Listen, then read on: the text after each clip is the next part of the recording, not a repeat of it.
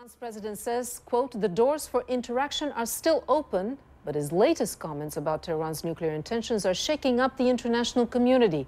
Mahmoud Ahmadinejad has asked the country's atomic energy chief to start producing higher enriched uranium. His comments Sunday were broadcast on state television. Just days ago, it appeared Iran was edging closer to a UN-backed deal that would have Tehran ship its low-enriched uranium abroad for conversion. Iran's uranium stockpile is a core concern for the international community. The West fears Tehran could use the material in an atomic weapons program. Iran, though, insists its enrichment drive is purely for peaceful purposes. As the Iranian president raises the stakes, the world is reacting. Britain saying Mr. Ahmadinejad's declaration is a matter of, quote, serious concern. Germany's defense minister expressed his frustration in dealing with Tehran, while his U.S. counterpart says it's time for the world to rally together. If the international community will stand together and bring pressure to bear on the Iranian government, I believe there is still time for sanctions and pressure to work. Today's statement shows that a farce is being played out, just as we have seen in the past, that the outstretched hand of the international community has not only been taken, but pushed back. The people involved, especially on the Iranian side, have to seriously think whether they want to reach a solution and whether they should, which will have a positive effect on the country. The UN Security Council is responsible for international security, and it is asked to take the responsibility now and come up with further steps. CNN contacted the International Atomic Energy Agency for reaction. The IAEA says that it does not want to comment at this time due to the sensitive nature of this issue. Well, some analysts say that the Iranian president's announcement is just a negotiating tactic. Is it? For more on this issue, we turn to a former UN weapons inspector. David Albright is now the president of the Institute for Science and International Security. Mr. Albright is joining us now from Washington. Thank you for joining us. What do you make of this announcement that Iran is going to be enriching uranium to 20%? What does this mean?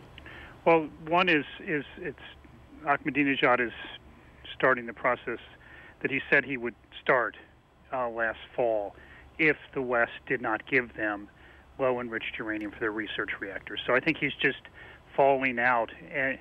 A promise he made back several months ago, the West had come in and said, look, you know, we'll give you that low-enriched uranium for your research reactor if you send out your existing stock of lower-enriched material. And Iran refused to do that. So now Ahmadinejad is basically going back and saying, okay, we're now going to produce it ourselves. So where does this leave this negotiating process? The West is saying if Iran hands over 70% of its low-enriched uranium, then it will get back the uranium it needs for its own plant. Where does this stand? Well, I think it's pretty clear Iran is not going to take up that offer, and whatever Ahmadinejad said a couple days ago probably was misinterpreted as somehow saying that he was going to make a new offer. His speech didn't really deal with this subject very much. It was on other things, and I think perhaps the media made more out of it than it should have been made.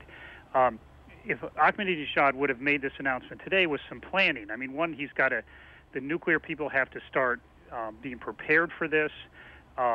It's a major step diplomatically. It'll have and it already is. You quoted the defense minister of Germany, of the United States, essentially condemning this action. And so I think it's going to certainly up the stakes in all this. And there's some things to watch out for. One is the amount of higher enriched uranium that Iran needs for a research reactor is very small. And what you have to worry about is that this isn't really about making the fuel for the enrichment or not making the fuel for a research reactor. It's about taking all their enriched uranium that they have, it's 3.5% enriched, and running it up to 20%. And so if Iran only does a little bit, this isn't that big of a deal. If it continues to enrich up to this higher level, it's a very big deal, because what that would show is that it's trying to get most of the rest of the way to producing the weapon-grade uranium that it could actually use in a nuclear weapon. And so how close would that bring Iran to having a nuclear weapons building capacity? It would bring them very close, because if they turn all the low-enriched uranium they have into this, it's actually about 20% enriched. It's still low-enriched uranium, but at a higher quality low-enriched uranium. If they did that, they could then turn that 20% material into 90%, which is the amount you want for a nuclear weapon, very rapidly, and in a small number, or in a very small facility that would be almost impossible to find from the outside. And so they would be able to pretty rapidly produce the material for a bomb in a place that's very unlikely to be found. And if you get cynical about this process, I mean, and this again, I want to be careful how I say this, but in some way, if you're the camp that says Iran just wants nuclear weapons, then what may be happening here is that Iran is trying to get as much use out of the Natanz plant to get as close as possible to having weapon-grade uranium before it's bombed. And that this is all just a ploy to say, look, we now want to take the 3.5%, run it up to 20%, call it for research reactor. It's civil, it's safeguarded by the International Atomic Energy Agency. We'll never use it for a bomb. But in the process, they get extremely close to having the material for a nuclear weapon. And then when they break out and actually say, okay, now we are going to make the bomb, and we're going to take the 20%, they'll be able to do it very rapidly and in a facility that's very small. David Albright, president of the Institute for Science and International Security, also former UN weapons inspector in Iran. Thank you very much for joining us.